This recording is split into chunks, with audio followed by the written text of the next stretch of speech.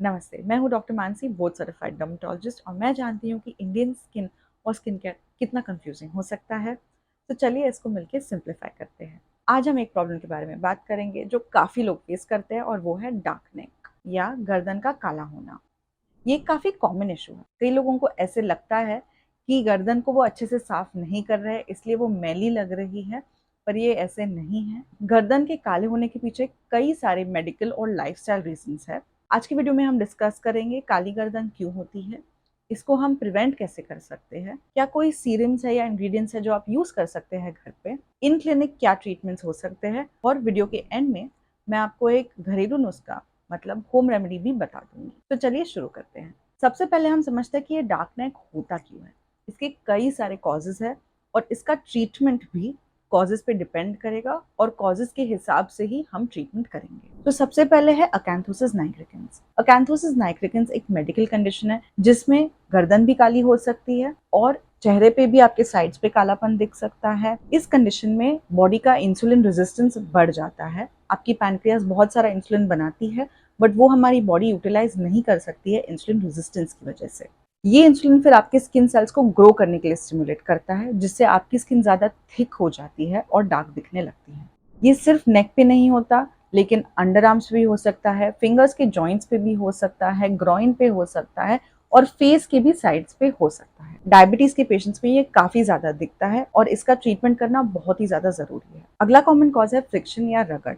अगर आप ओवरवेट है तो आपके स्किन के फोल्ड्स के बीच में फ्रिक्शन हो के भी पिगमेंटेशन हो सकता है। अगर आप टाइट चेन्स पहन रहे हैं या चेन्स पहन के सो रहे हैं तो उसके फ्रिक्शन से भी नेक पे पिगमेंटेशन आ सकता है। टाइट कॉलर्स या रफ फैब्रिक्स भी अगर आपके स्किन को रब करता है तो इससे भी पिगमेंटेशन बढ़ने के चांसेस है।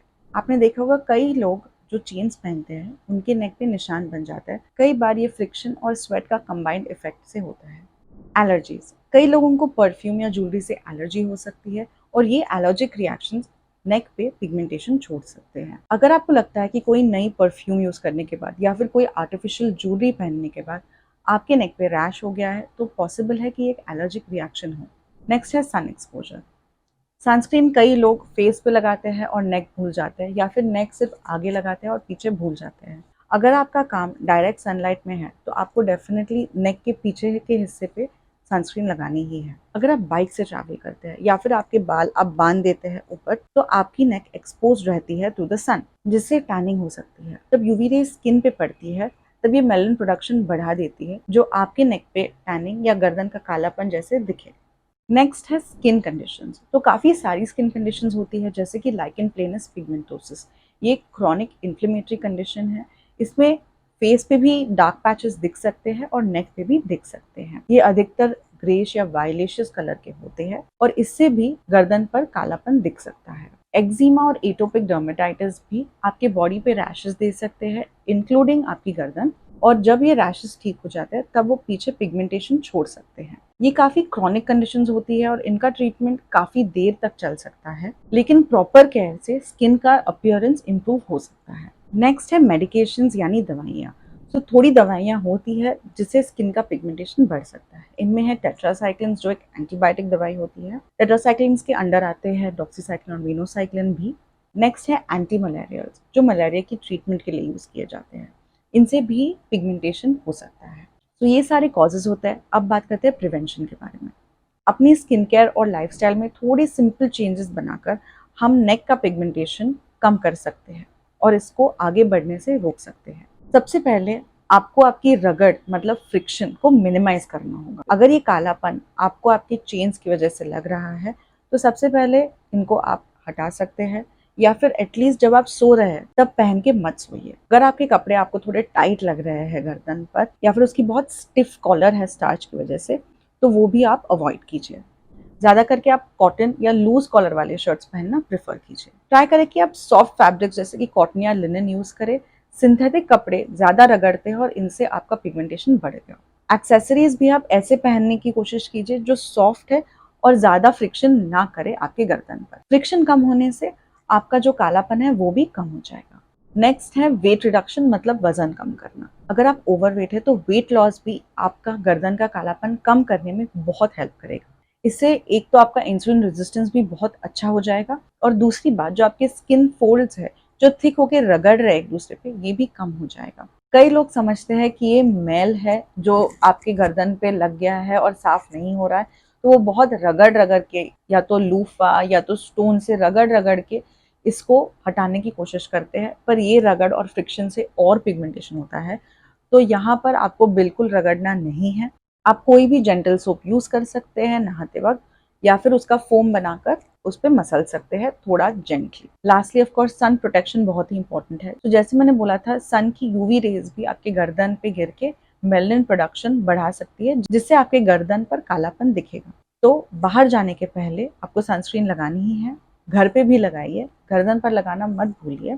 सनस्क्रीन लगाने से और पिगमेंटेशन होने से भी आपकी स्किन बचेगी। सनस्क्रीन आपको हार्मफुल यूवी रेज से बचाएगा और आपकी स्किन को और पिगमेंट होने से भी बचाएगा। तो बात करते हैं ट्रीटमेंट यानी इलाज के बारे में। अगर आपकी गर्दन पे कालापन हो चुका है, तो अभी मैं थोड़े इलाजों के बारे में बात करूंगी जो आप घर पे भी कर सकते हैं, और थोड़े इन क्लिनिक ट्रीटमेंट्स भी बता दूंगी। तो सबसे पहले घर पे आप कर सकते हैं वेट लॉस। कम से कम आधा घंटा आपको रोज एक्सरसाइज करना है। वो कुछ भी हो सकता है जो आपको ज्यादा पसंद है। आप चाहे तो बैडमिंटन खेलिए घर पे, योगा कीजिए, रनिंग कर सकते हैं, साइकिलिंग कर सकते हैं, जो भी आपको ज्यादा पसंद है आप वो कर सकते हैं। इसके साथ आप डाइट का भी थोड़ा देखभाल कर सकते हैं, यानी आप शुगर इंटेक जो है आपका वो बहुत कम करना है। आपको फास्ट फूड अवॉइड करना है, मैदा अवॉइड करना है। अगर आप सॉफ्ट ड्रिंक्स लेते हैं वो भी बंद करने हैं। आप ज्यादा करके फाइबर और प्रोटीन इंटेक बढ़ा सकते हैं, जिससे आपको फुलनेस ज्यादा देर तक रहे और भूख ना लगे इतनी जल्दी। ये स्किन को तो हेल्प करेगा ही, बट आपकी ओवरऑल हेल्थ के लिए भी बहुत ज्यादा महत्वपूर्ण है। काफी सारे ओटीसी क्रीम्स और सीरम्स भी आते हैं। फिर आप इंग्रेडिएंट देख सकते हैं, जैसे glycolic acid. Glycolic acid melanin जो आपकी स्किन को कलर देता है, इसका एक्सेस मेलानिन प्रोडक्शन बंद कर देता है, जिससे भी आपका नेक का पिगमेंटेशन कम हो जाएगा। आर्ब्यूटिन भी ऐसा ही एक स्किन लाइटनिंग एजेंट है, जिससे आपका गर्दन का कालेपन कम हो जाएगा। फिर आप देख सकते हो इंग्रेडिएंट्स जैसे कि retinol. Retinol skin cell turnover promote कर देगा, जिससे जो मोटापन हुआ है स्किन का वो कम हो जाएगा। जैसे स्किन थोड़ी पतली हो जाएगी, वैसे ही उसका कालापन भी आपको कम दिखेगा।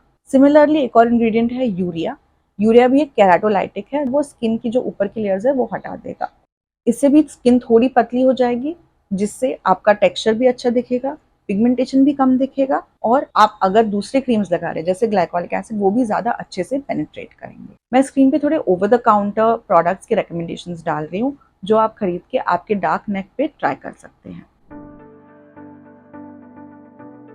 अगर ये ओवर द काउंटर क्रीम से आपके नेक पिगमेंटेशन में ज़्यादा फर्क नहीं आ रहा है, तो आप क्लिनिक में भी जा सकते हैं। आपके डर्मेटोलॉजिस्ट थोड़े प्रोसीजर्स रेकमेंड कर सकते हैं, जिनसे आपका डार्क पिगमेंटेशन कम हो जाएगा, जैसे कि केमिकल पील्स या लेजर।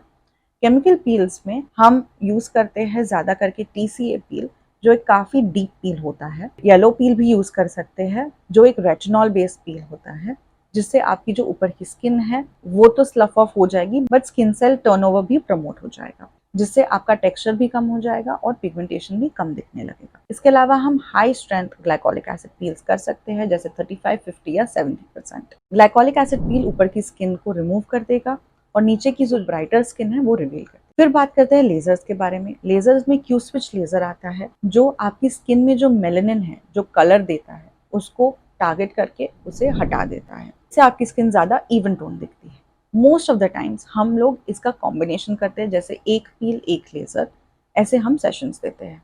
आपको इसके लिए भी कई सारे सेशंस लगेंगे, बट अगर आपको कोई अंडरलाइंग मेडिकल कंडीशन है, जैसे अकैंथोसिस नाइग्रिकेंस या इंसुलिन रेजिस्टेंस, इन सेशंस के साथ आपको लाइफस्टाइल मैनेजमेंट करना बहुत ही ज्यादा इंपॉर्टेंट है। आपके डर्मेटोलॉजिस्ट आपको प्रिस्क्रिप्शन क्रीम्स भी दे सकते हैं, जिसमें इंग्रेडिएंट्स लाइक ट्रेटिनोइन या हाइड्रोक्विनोन भी हो सकते हैं। ट्रेटिनोइन एक बहुत पावरफुल रेटिनॉइड है, जो स्किन सेल टर्नओवर प्रमोट करता है, और हाइड्रोक्विनोन भी एक प्रिस्क्रिप्शन इंग्रेडिएंट है, जो आपकी स्किन में मेलानिन प्रोडक्शन बंद कर देता है। सेशंस के बीच में आपको एक ट्रीटमेंट प्लान देंगे आपके डर्मेटोलॉजिस्ट, जो आपको फॉलो करना है आपके पील या लेजर के सेशंस के बीच में। असली हम बात करेंगे घरेलू नुस्खे, मतलब होम रेमेडीज के बारे में। तो होम रेमेडीज आपको इम्प्रूवमेंट दिखा सकती है, बट ऑफ कोर्स अगर आपका बहुत ही स्टबर्न पिगमेंटेशन है, तो इसके लिए आपको क्रीम्स या फिर प्रिस्क्रिप्शन प्रोडक्ट्स या लेजर्स या पील्स लग सकते हैं। आप होम रेमेडीज डेफिनेटली ट्राई कर सकते हैं, लेकिन अगर आपको बहुत सेंसिटिव स्किन है, तो सबसे पहले इसको पैच टेस्ट कीजिए, या फिर आप ना करें।